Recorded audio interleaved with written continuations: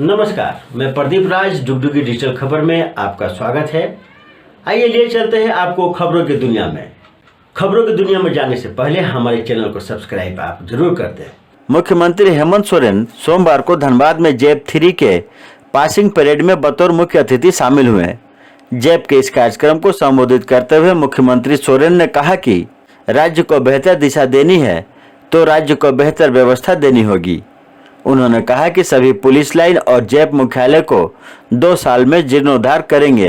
वे राज्य की विधि व्यवस्था ठीक करने और महिला उत्पीड़न समाप्त करने के लिए नए जवानों को तैनात करेंगे। और ये पहला प्लाटून जो सलामी मंच के ठीक सामने जा रहा है, नेतृत्व कर रहे हैं आरक्षी 401 बिरसा कंटोन्ना। जोरदार तालियां होनी चाहिए आप सबकी तरफ से। प्लाटून नंबर 2 नेतृत्व कर रहे हैं आरक्षी 504 दयानंद दार सिंह के नेतृत्व में सलामी मंच के ठीक सामने इस समय आप देख रहे होंगे। तालियों की गड़गड़ाहट की गुजारिश करती हूँ आप सभी से। इको कंपनी का आपको अपना रोल मॉडल माना है, अपना प्रेरणा स्रोत माना है और आपके पूरे व्यक्तित्व को सामने रखकर एक सुंदर तस्वीर गढ़ी है आपके लिए। और देना चाहती हूँ हमारे वाहन आरक्षी तारा प्रसाद महतो के पुत्र हैं उमेश कुमार। और अगला आग्रह होगा एसपी गिरिडीह सर समादेश का आधार करते हुए ये जो संकल्प है वो कह रहा है कि हम सबको रक्षा करनी है लड़ते हुए। ये जनसमूह जो यहाँ पर है, ये पूरी की पूरी परेड, ये पूरी की पूरी प्लाटून यहाँ पर है। एक ऊर्जा जो पूरे वातावरण में आज यहाँ पर संचारित हो रही है, जो हमें अपने राज्य के प्रति समर्पित होने की भावना का विकास।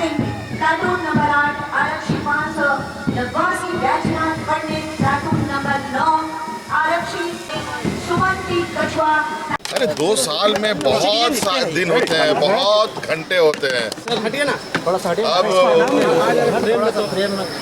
जैसे जैसे आएगा उस समय का सदुपयोग किया जाएगा।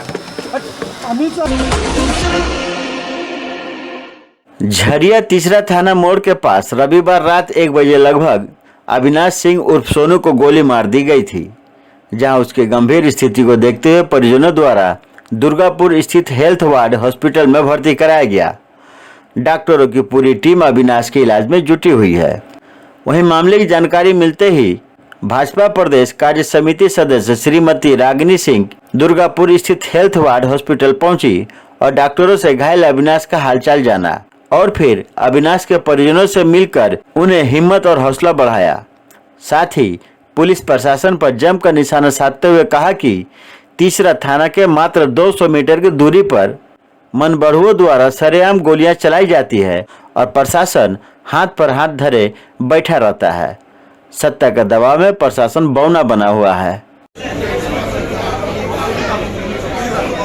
ना जो गोली लगा कैसे लोग ऊपर में जाता है।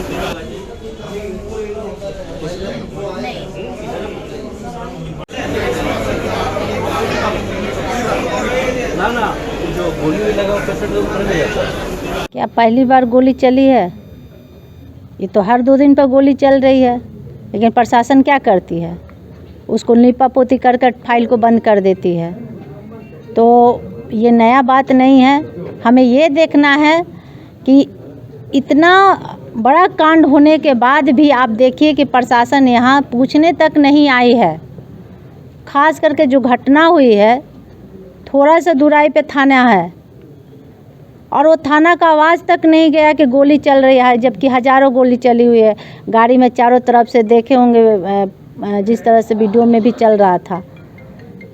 तो प्रशासन अब तक हमारे भाजपा के एक करता रहता तो उसका घर तक उखाड़ लिया गया रहता, लेकिन यहाँ सत्ता के दबाव है तो प्रशासन चुपचाप मौन बैठी हुई है, क्योंकि रात से लोग लगे हुए हैं कि जितने थानेदार हैं, चाहे डीएसपी से लेकर एसपी तक, सबको मैनेज कैसे करना है वो लोग लगे हैं और सभी लोग सत्ता के दबाव में काम करेंगे तभी कोई काम कर सकते। तो झरिया में आज के डेट में कोई जी खा नहीं सकता है, रोजगार नहीं कर सकता है, कोई अपना बाहर से आए व्यक्ति कोई भी धंधा नहीं कर सकता है, उसको सामने खुलेआम अगवा कर लिया जाता है। प्रशासन मौन है, तो हर मामले में प्रशासन मौन है और फेल है।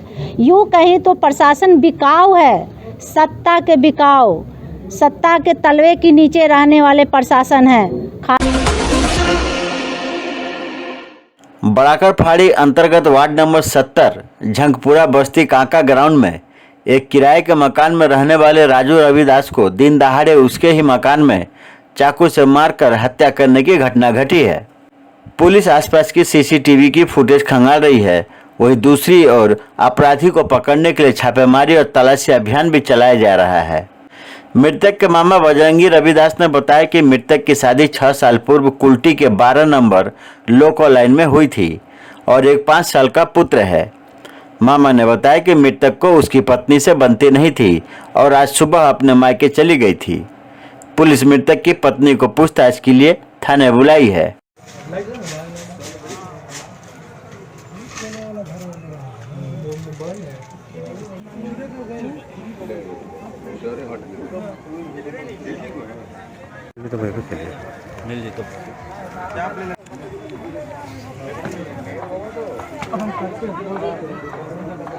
राजू राजेश भाई बीड़ा में रहता रहा, उसका बाद यहाँ पर आया रहने के लिए। आपका कौन लगता था? मेरा भागने लगता था, बड़का पापा का लगता क्या था। हम लोग तो सर सब तो उधरे थे, सब तो काम में रहते हैं। तो सुने हम लोग कि चाकू मार दिए। तो किसको? राजू रविदास। आपका कौन लगता था? मेरा भगना है। हाँ, हम लोग सुने चाकू मार दिया, दौड़ के हम लोग आए और हम लोग तो सिर्फ बॉडी देखे और इसका बावजूद क्या हुआ नहीं हुआ उसका। राजू कितना दिन से यहाँ पर रहता था? 2 महीने सर। यहाँ क्या काम करता था वो सिलकट में हाजिरी में काम करता। हाँ? हाजिरी में काम करता। कहाँ भागा हुआ है? हाँ, कितना? पत्नी का लैंग्वेज थोड़ा खराब है। कितना दिन से? पत्नी का नेचर थोड़ा है खराब। इनका इसका आगे भी केवल इसको छोड़ कर भागा है। बाघमारा के भाजपा विधायक ढुल्लू महतो ने सोमवार को अदालत में सरेंडर कर दिया। झारखंड उच्च न्यायालय ने ढुल्लू महतो को रिवीजन याचिका पर सुनवाई करते हुए उन्हें 1 माह के भीतर सरेंडर करने का आदेश दिया था। धनबाद के अनुमंडल न्यायिक दंडाधिकारी अभिषेक श्रीवास्तव की अदालत ने श्री विधायक महतो को न्यायिक हिरासत में जेल भेज दिया। बताते चले कि पुलिस द्वारा ढुल्लू महतो के समर्थक राजेश गुप्ता सहित 3-4 एवं अन्य के विरुद्ध रंगदारी मांगने, सरकारी काम में बाधा पहुंचाने की प्राथमिकता दर्ज की गई थी।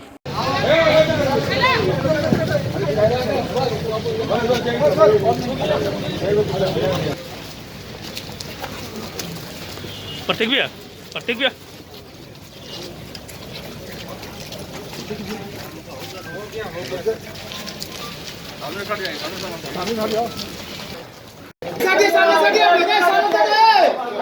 न्यायालय का सर्वोपरि मानते हैं। न्यायालय का आदेश हम पालन करते हैं। आप सब जो न्यायालय का आदेश, ये मामला 2013 का मामला था।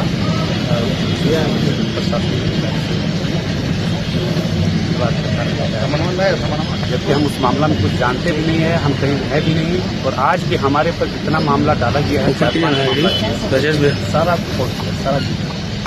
इसका सीबीआई जांच के लिए हमने मांग किया था। 2019 में भी हमने कोर्ट में सीबीआई जांच के लिए मांग किए थे, फिर अभी मांग किए हैं। हमें न्यायालय पर पूरा भरोसा है, न्यायालय पर विश्वास है और न्यायालय से तोपचाची मैदेडी ग्राम में झारखंड सूरी समाज कल्याण समिति तोपचाची सह चंद्रपुरा प्रखंड का सम्मेलन आयोजित किया गया। सभा के माध्यम से तोपचाची प्रखंड में 10 सूत्री कार्यक्रम को प्रत्येक गांव में प्रत्येक महीने बैठकर क्रियान्वयन करने की घोषणा किया गया। सम्मेलन में सूरी जाति को झारखंड में अनुसूचित जाति की सूची में अविलंब शामिल करने की मांग सरकार से किया गया। ऐसा नहीं होने पर सूरी जाति के लोग जोरदार आंदोलन करेंगे। विधवा विवाह दोनों पक्षों की सहमति से होने पर समाज के द्वारा सम्मानित किया जाएगा एवं मृत्यु भोज को अविलंब बंद करने का निर्णय लिया गया। श्मशान भोज को एक बढ़ता हुआ कुरीति बताते हुए जल्द रोकने पर विचार किया गया। इसके अलावा अन्य बातों पर भी चर्चा की गई। के साथ पुष्पांजलि और माला अपने शहीदों के ऊपर माल्यार्पण कर स्वागत करेंगे। सुनिए मंडल जी से सुरेश मंडल जी से आग्रह करता हूँ क्या है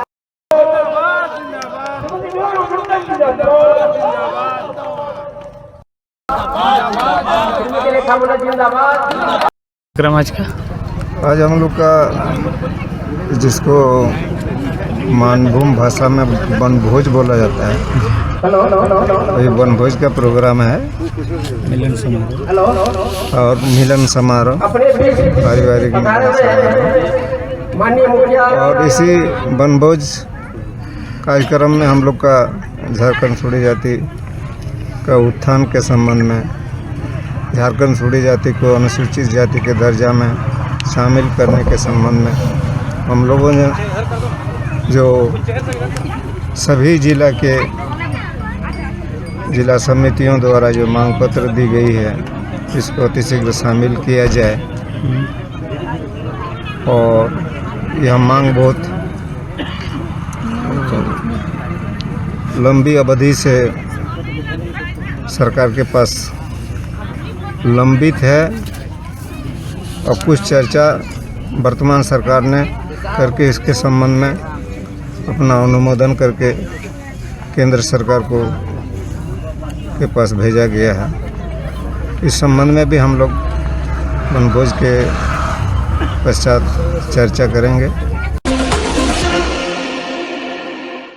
धनबाद जिला अंतर्गत निरसा विधानसभा क्षेत्र के ईसीएल मुगमे एरिया अधीन कापासारा कोलेरी के समीप हुए भू धसान क्षेत्र का दौरा पूर्व विधायक अरूप चटर्जी ने किया। सूचना मिलते ही प्रबंधन के अधिकारी भी पहुंचे और पीड़ित परिवार, पूर्व विधायक एवं प्रबंधन के बीच वार्ता हुई। वार्ता का नेतृत्व पूर्व विधायक अरूप चटर्जी कर रहे थे। जानकारी देते हुए पूर्व विधायक ने बताया कि तत्काल भू धसान में पीड़ित हुए परिवारों को एक सुरक्षित स्थान पर शिफ्ट किया जा रहा है। उसके पश्चात स्थान चिन्हित कर इन लोगों को व्यवस्थित किया जाएगा, साथ ही जो उचित मुआवजा होगा वो दिया जाएगा। तोपचाची झील स्थित लीची बागान में सोमवार को नेरकोपी निवासी 60 वर्षीय भोला कुमार पर बंदर ने हमला कर दिया।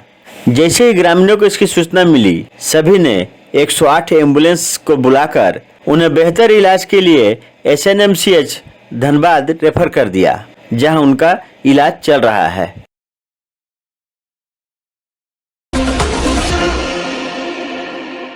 पारबेलिया स्कूल पाड़ा में सोमवार को 5 कुंडीय गायत्री महायज्ञ का आयोजन किया गया। इस यज्ञ में आसनसोल, मैथन, रानीपुर तथा अन्य जगहों से लोग शामिल हुए। शोर मचाए गली गली, ले लो रे कोई राम का प्यारा। शोर मचाए गली गली, पड़ा यहीं रह जाएगा। धन दौलत और माल खजाना पड़ा रही। मतलब ऐसे ही इससे बड़ा यज्ञ हो, 9 कुंडीय हो, 24 कुंडीय हो, यही गुरुदेव से प्रार्थना करते हैं। आप डफली नहीं बजाती हैं क्या? जी बजाते हैं। डफली आप नहीं लेकर आई थी क्या? नहीं, डफली हम लोग दोनों ही नहीं लेके आए। यहाँ डफली था, अगला बार से इसीलिए डफली हम लोगों के पास डफली है। अच्छा। लेकिन पता था यहाँ है तो फिर नहीं लेके आए। तो ये थी अब तक की खबरें। आप देख रहे थे डुगडुगी डिजिटल खबर। अब मुझे दीजिए इजाजत। नमस्कार।